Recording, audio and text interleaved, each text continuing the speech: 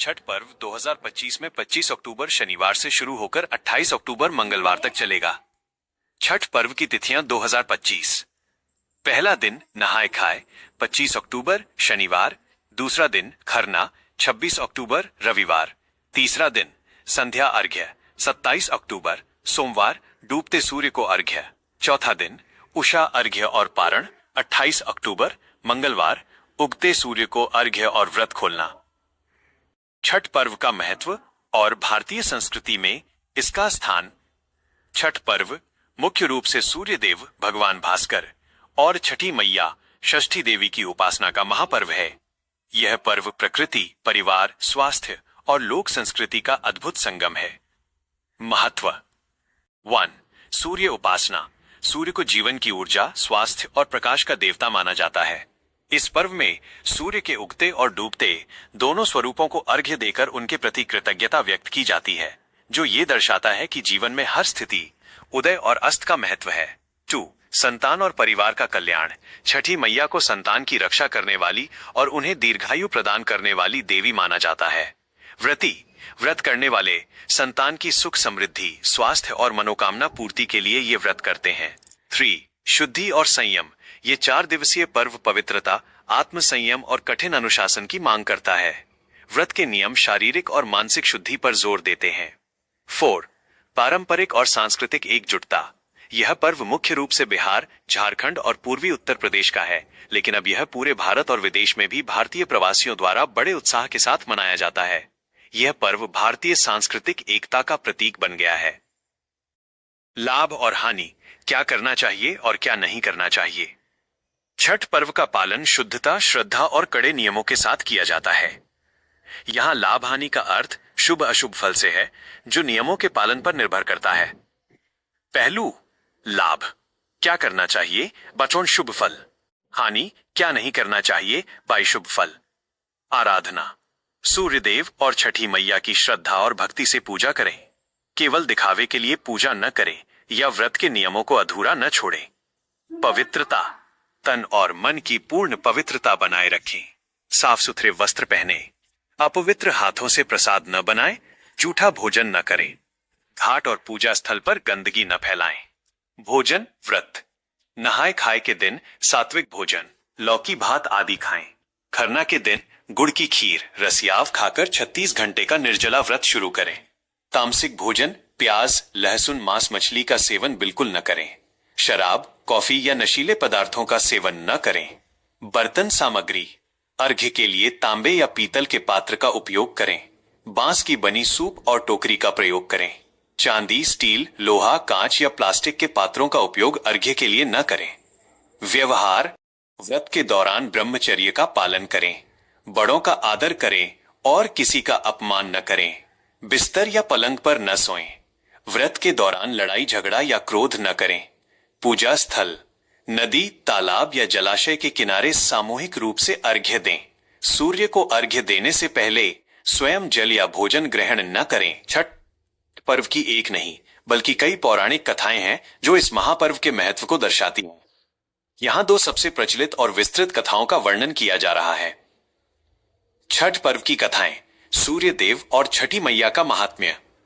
छठ पर्व का सीधा संबंध भगवान सूर्य देव और उनकी शक्ति छठी मैया षष्ठी देवी से है। यह व्रत युगों युगों से चला आ रहा है और इसका उल्लेख रामायण, महाभारत तथा पुराणों में भी मिलता है। 1. राजा प्रियव्रत और षष्ठी देवी छठी मैया की कथा। ये कथा मुख्य रूप से छठी मैया षष्ठी देवी की महिमा और संतान सुख से जुड़ी है। संतानहीनता का दुख। पौराणिक काल में राजा प्रियव्रत नामक एक प्रतापी राजा थे। उनकी पत्नी का नाम रानी मालिनी था। राजा प्रियव्रत अत्यंत धार्मिक, न्यायप्रिय और प्रजापालक थे, लेकिन उन्हें एक बड़ा दुख था, उन्हें कोई संतान नहीं थी। इस कारण राजा रानी दोनों बहुत दुखी और चिंतित रहते थे। पुत्रेष्टि यज्ञ और मृत शिशु का जन्म। अपनी इस समस्या के समाधान के लिए राजा ने महर्षि कश्यप से सलाह ली। महर्षि कश्यप ने राजा को पुत्रेष्टि यज्ञ कराने का सुझाव दिया। राजा ने विधि विधान से यज्ञ संपन्न करवाया। यज्ञ के बाद महर्षि कश्यप ने यज्ञ की आहुति से बनी पवित्र खीर राजा की पत्नी रानी मालिनी को खाने के लिए दी। खीर खाने के प्रभाव से रानी मालिनी गर्भवती हुई और उन्होंने एक पुत्र को जन्म दिया। लेकिन ये खुशी अल्पकालिक थी, क्योंकि दुर्भाग्य से वो शिशु मृत पैदा हुआ। अपने मृत पुत्र को देखकर राजा और रानी पर मानो वज्रपात हो गया। षष्ठी देवी का प्रकट होना। संतान वियोग में राजा प्रियव्रत इतने गहरे दुख में डूब गए कि उन्होंने मृत पुत्र के शव को लेकर श्मशान भूमि में जाने का निश्चय किया और वहां अपने प्राण त्यागने का विचार किया। जैसे ही राजा अपने प्राण त्यागने को उद्यत हुए, तभी एक अत्यंत तेजस्वी और दिव्य रूप वाली देवी आकाश से धरती पर प्रकट हुई। देवी का स्वरूप इतना अलौकिक था कि श्मशान की उदासी भी दूर हो गई। राजा ने हाथ जोड़कर देवी से पूछा, आप कौन है देवी? देवी ने उत्तर दिया, राजन, मैं ब्रह्मा की मानस पुत्री देवसेना हूं और सृष्टि की मूल प्रवृत्ति के छठे अंश से उत्पन्न होने के कारण मेरा नाम षष्ठी, छठी मैया है। मैं संतानहीन को संतान का सुख देती हूं और जो भी मेरी सच्चे मन से पूजा करता है उसकी सभी मनोकामनाएं पूर्ण करती हूं। मैं संतान की दीर्घायु, स्वास्थ्य और सौभाग्य प्रदान करने वाली देवी हूं। छठ व्रत का आरंभ। देवी षष्ठी ने राजा प्रियव्रत से कहा, हे राजन, यदि तुम मेरी विधि विधान से पूजा करो और लोगों में मेरे इस व्रत का प्रचार प्रसार करो तो तुम्हें अवश्य ही पुत्र रत्न की प्राप्ति होगी और तुम्हारा पुत्र जीवित हो उठेगा। देवी के कहे अनुसार राजा प्रियव्रत ने कार्तिक मास के शुक्ल पक्ष की षष्ठी तिथि के दिन पूर्ण श्रद्धा और पवित्रता के साथ देवी षष्ठी का व्रत किया और उनकी पूजा अर्चना की। देवी की कृपा से उनका मृत पुत्र जीवित हो उठा और उन्हें चिरकाल तक संतान सुख प्राप्त हुआ। तभी से इस दिन छठ पर्व या षष्ठी व्रत मनाने की परंपरा शुरू हुई और यह व्रत संतान की रक्षा और दीर्घायु के लिए प्रसिद्ध हो गया। 2. महाभारत काल, कर्ण और द्रौपदी की कथा। ये कथा छठ पर्व को सूर्यदेव की उपासना और उसकी शक्ति से जोड़ती है। दानवीर कर्ण और सूर्य उपासना। पौराणिक कथाओं के अनुसार छठ पर्व की शुरुआत सबसे पहले सूर्यपुत्र कर्ण ने की थी। कर्ण भगवान सूर्य के परम भक्त थे और उनसे उन्हें अद्भुत शक्ति प्राप्त थी। कथा है कि कर्ण प्रतिदिन घंटों तक कमर तक पानी में खड़े होकर सूर्यदेव को अर्घ्य दिया करते थे। वह सूर्य के प्रति अपनी भक्ति और तपस्या के कारण ही एक महान और अजेय योद्धा बन पाए। आज भी छठ पर्व में व्रती जल में खड़े होकर डूबते और उगते सूर्य को अर्घ्य देते हैं। माना जाता है कि यह परंपरा कर्ण द्वारा शुरू की गई थी। द्रौपदी द्वारा राजपाट वापस पाने का व्रत। एक अन्य कथा पांडवों की पत्नी द्रौपदी से जुड़ी है। कौरवों द्वारा जुए में अपना सारा राजपाट हार जाने के बाद पांडव और द्रौपदी वन वन भटक रहे थे। जब पांडव अत्यंत कष्ट में थे और उनकी परेशानियां बढ़ती जा रही थीं, तब द्रौपदी ने महर्षि धौम्य की सलाह पर सूर्यदेव और छठी मैया का व्रत रखा। इस व्रत के कठोर नियमों का पालन करते हुए द्रौपदी ने सूर्यदेव की उपासना की। मान्यता है कि इस व्रत के शुभ प्रभाव से ही पांडवों को उनका खोया हुआ राजपाट और वैभव वापस मिला था और वे अपने कष्टों से मुक्त हो पाए थे। श्री राम और माता सीता की कथा। रामायण काल में भी सूर्य उपासना का महत्व बताया गया है। कथा के अनुसार लंका के राजा रावण का वध करने के बाद जब भगवान राम और माता सीता अयोध्या लौटे, तब उन्होंने राम राज्य की स्थापना के लिए कार्तिक शुक्ल षष्ठी के दिन सूर्य देव की उपासना की थी। माता सीता ने स्वयं सूर्य देव और छठी मैया का व्रत रखा था, जिससे उन्हें लव और कुश जैसे तेजस्वी पुत्र प्राप्त हुए। यह व्रत भी छठ पर्व के रूप में प्रसिद्ध हुआ। इन सभी कथाओं का सार यही है कि छठ पर्व संयम, पवित्रता, प्रकृति के प्रति आभार और सूर्य की जीवनदायिनी शक्ति की आराधना का महापर्व है। छठ पर्व से जुड़ी एक और विस्तृत और लोक प्रचलित कथा त्रेता युग में माता सीता से जुड़ी है। यह कथा बिहार के मुंगेर जिले में स्थित सीताचरण मंदिर के महत्व को भी बताती है। 4. मुंगेर में माता सीता द्वारा पहला छठ व्रत। यह कथा इस बात पर प्रकाश डालती है कि छठ पर्व का संबंध केवल संतान या स्वास्थ्य से ही नहीं, बल्कि कर्मों के दोष से मुक्ति और राम राज्य की स्थापना से भी है। रावण वध और ब्रह्म हत्या का पाप। त्रेता युग में भगवान राम ने रावण का वध करके लंका पर विजय प्राप्त की और माता सीता को वापस लेकर अयोध्या लौटे। लेकिन रावण एक प्रकांड ज्ञानी और परम शिव भक्त ब्राह्मण था। इसलिए रावण का वध करने पर भगवान राम को ब्रह्म हत्या का पाप लगा। इस पाप से मुक्ति पाने और पृथ्वी पर धर्म एवं न्याय का राम राज्य स्थापित करने के लिए भगवान राम को बड़े बड़े ऋषि मुनियों के आदेश पर राजसूय यज्ञ करने का निश्चय किया। मुद्गल ऋषि की सलाह। राजसूय यज्ञ शुरू करने से पहले महर्षि वाल्मीकि ने भगवान राम को सलाह दी कि यज्ञ की सफलता के लिए मुद्गल ऋषि या मुद्गल ऋषि का आशीर्वाद और उपस्थिति अत्यंत आवश्यक है। इसके बाद भगवान राम माता सीता और लक्ष्मण मुद्गल ऋषि को आमंत्रित करने के लिए उनके आश्रम पहुंचे। मुद्गल ऋषि का आश्रम वर्तमान में बिहार के मुंगेर जिले में गंगा नदी के तट पर स्थित था। माना जाता है कि यह स्थान आज गंगा के बीच में एक शिलाखंड पर स्थित सीताचरण मंदिर के नाम से जाना जाता है। जब राम ने ऋषि मुद्गल को अपनी समस्या बताई तो ऋषि ने कहा कि रावण वध के पाप से पूर्ण मुक्ति और राजसूय यज्ञ की पूर्ण सफलता के लिए राम और सीता दोनों को सूर्य देव की कठोर उपासना करनी होगी। माता सीता का कठिन छठ व्रत।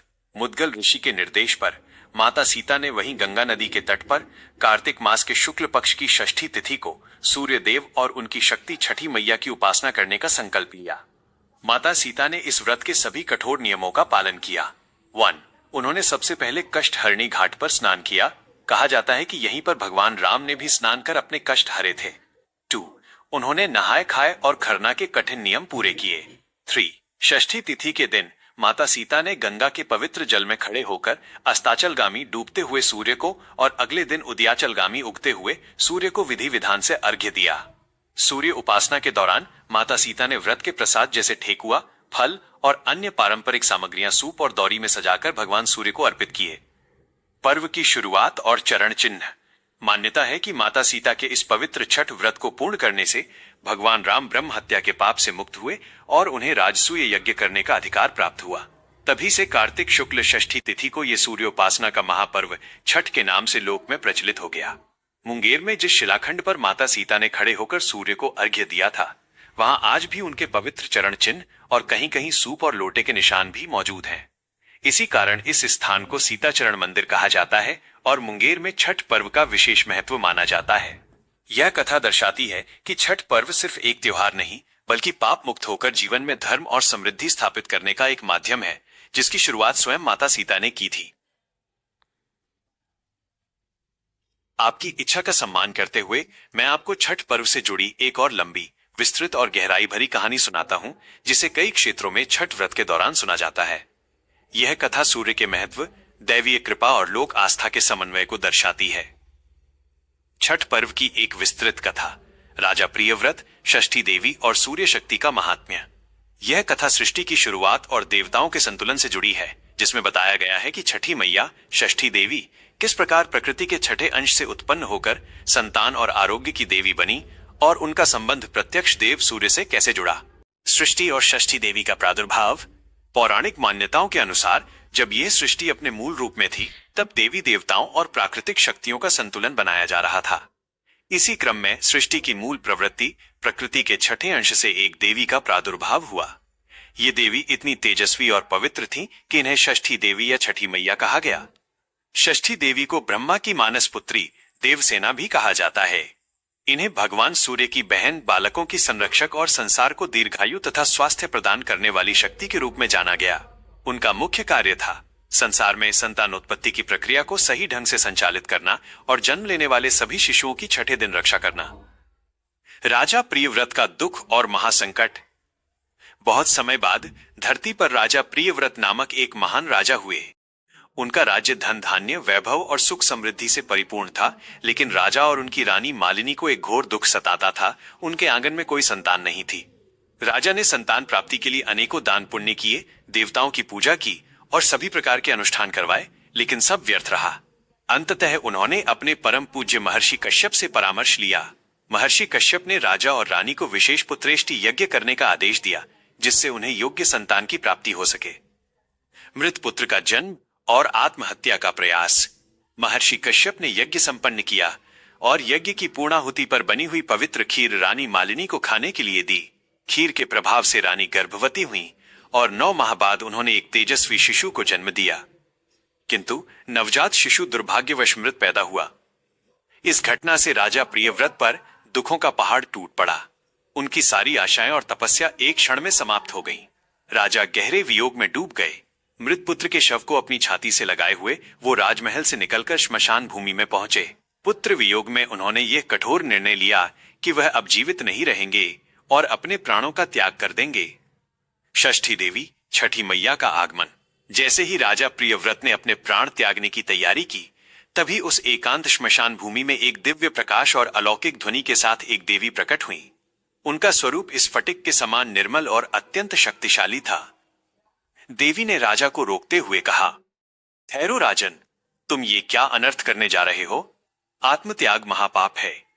मुझे पहचानो, मैं षष्ठी देवी, छठी मैया हूं। मैं सृष्टि की प्रकृति का छठा अंश हूं और मैं ही वो शक्ति हूं जो संसार में बालकों को दीर्घायु, स्वास्थ्य और समस्त सौभाग्य प्रदान करती है। मेरा कार्य ही संतान की रक्षा करना है। छठ व्रत का विधान और फल। देवी षष्ठी ने राजा को सांत्वना दी और उनके दुख का कारण पूछा। राजा ने अपनी सारी व्यथा देवी को सुनाई। तब षष्ठी देवी मुस्कुराई और बोली, राजन, यदि तुम अपने मृत पुत्र के प्राण और स्वयं के जीवन को बचाना चाहते हो तो तुम कार्तिक मास के शुक्ल पक्ष की षष्ठी तिथि को मेरा विधि विधान से व्रत करो और मेरी पूजा करो। इस व्रत का पालन करने से न केवल तुम्हारा पुत्र जीवित हो उठेगा, बल्कि तुम समस्त प्रजा में भी मेरे इस व्रत का प्रचार करो, ताकि हर संतानहीन को संतान मिले और हर बालक चिरंजीवी हो। षष्ठी देवी के आदेशानुसार राजा प्रियव्रत ने तुरंत मृत पुत्र के शव को छोड़कर उसी दिन से देवी के व्रत के कठोर नियमों का पालन करना शुरू कर दिया। उन्होंने पूर्ण पवित्रता के साथ व्रत किया। दैवीय चमत्कार देखी, राजा के व्रत और षष्ठी देवी की कृपा से वो मृत शिशु अचानक जीवित हो उठा और रोने लगा। राजा प्रियव्रत की खुशी का ठिकाना न रहा। उन्होंने अपने पुत्र को गोद में उठाया और षष्ठी देवी के चरणों में शीश झुकाया।